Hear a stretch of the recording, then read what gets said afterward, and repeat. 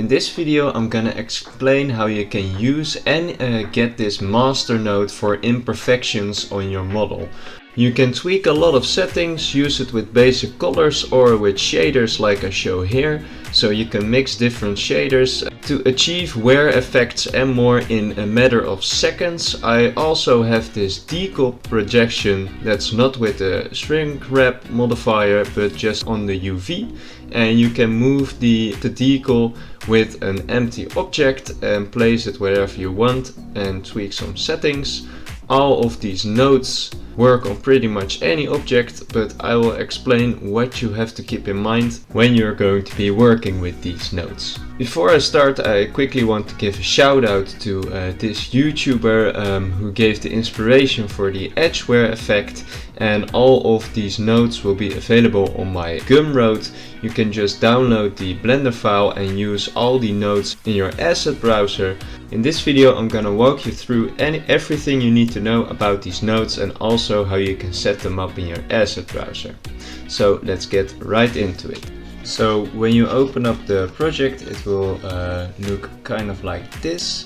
Now what you want to do is set this blend file up in a place where Blender knows assets can be. So make sure go to Preferences, File Path, and set up a new file path to the file where your blend file's in.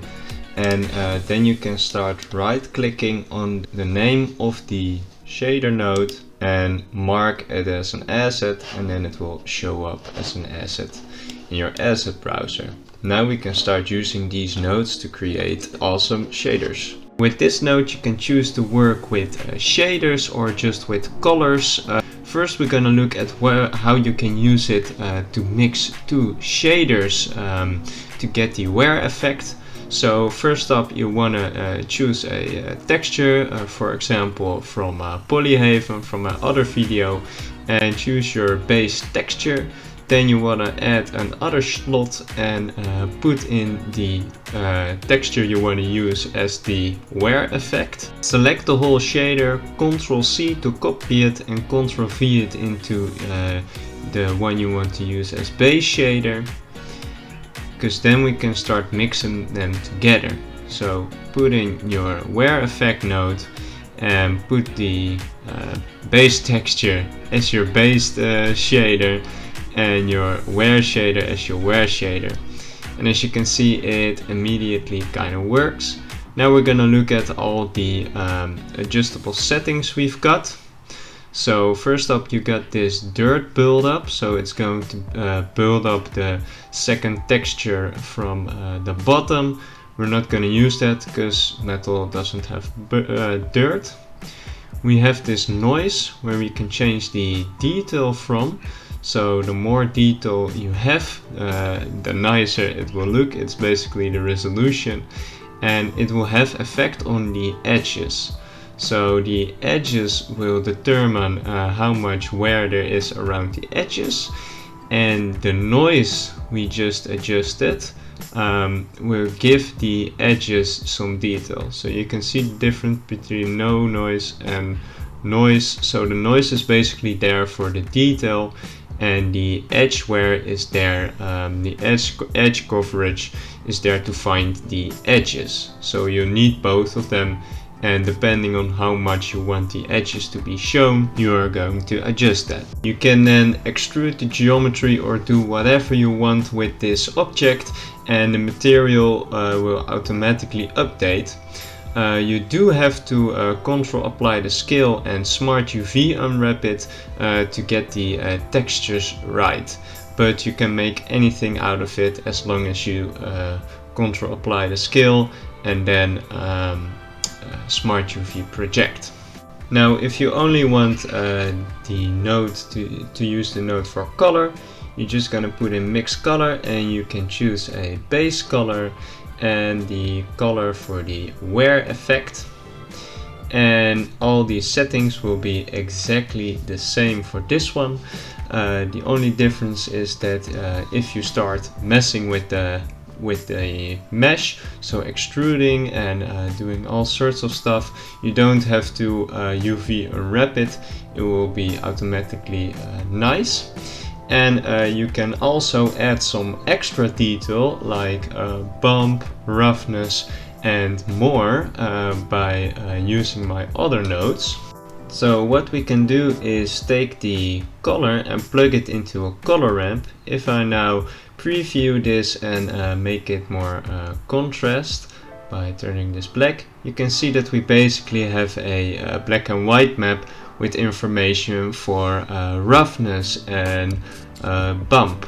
So plug it into the roughness and you can adjust the color ramp to get the desired result. So black values for glossy and white for very rough, and get another color ramp and put it into the height from a bump node, and then you can get this bump effect as well, and you can adjust the strength or invert it or mess with the color ramp, so make it darker or get the color ramp closer to each other to get the desired result.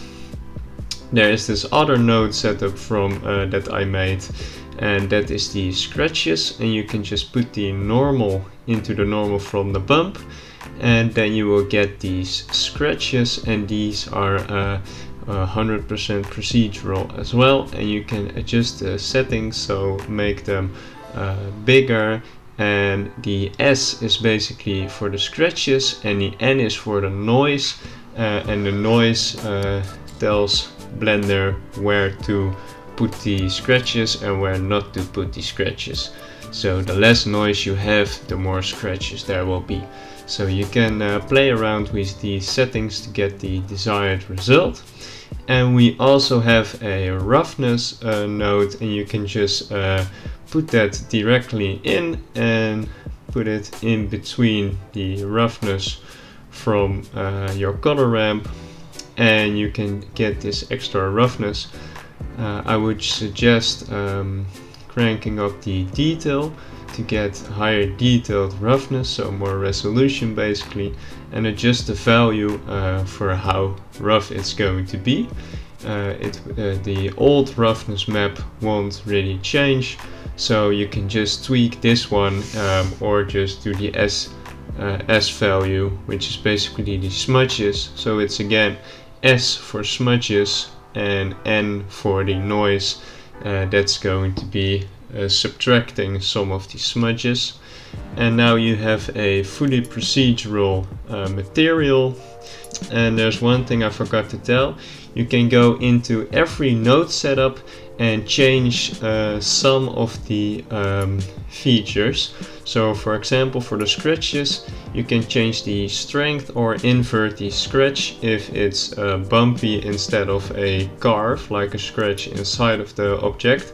So every node tree, except for roughness, will have a red box with adjustable settings. So for this decal, for example, you can choose the decal, and you can choose the object that you want to use to move the decal around. So just pick this one and pick the right decal, and then you can start moving around this decal, sizing it with the object, rotating it. It will project on the back, so it will go straight through. That's the only downside to this method, and you can change these values. I would suggest cranking up the N value, N factor and N roughness to the lowest. That way you get the most effect. So basically what I have set up here. And for the wear effect node, there's also something you can adjust within the shader node, and that is the way the dirt buildup will go. So you can change it from Z, which is from underneath. So maybe the underside of your model is the y-axis, so you can change this to y, and then maybe invert it to get it on the other side of the y-axis. That's basically everything you have to know to use these nodes. I hope this video was helpful for you. If you liked the video, maybe consider liking and subscribing for more content like this. And I will maybe see you in the next one. Bye.